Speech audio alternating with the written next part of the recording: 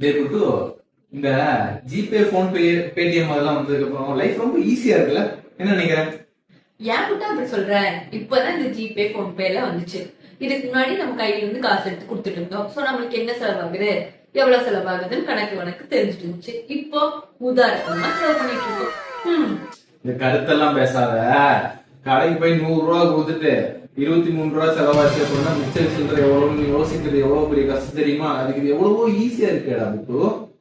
ஏண்டா இதெல்லாம் ஒரு விஷயமா? லூஸ் மாதிரி பேசாதப்ப. ஓ சரி சரி, உனக்கு நான் ஒண்ணு கேட்கறேன், அதுக்கு பதில் சொல்லு.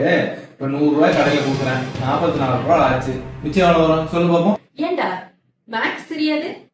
100 ரூபாய் 44 ரூபாய் வச்சுன்னா 66 ரூபாய். நான் 10th மேக்ஸ் எவ்வளவு தெரியுமா? 12th 195. ஐயோ சாமி, 100 ரூபாய் 44 ரூபாய் போச்சுன்னா 64 ரூபாய் ஆகுமா?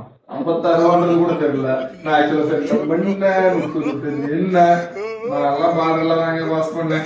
எனக்கு தெரியாதுங்க, விட்டுருங்க, விட்டுருங்க. 56 எனக்கு தெரியாம தப்பா கனெக்ட் பண்ணிட்டேங்க, மன்னித்து விடுங்க.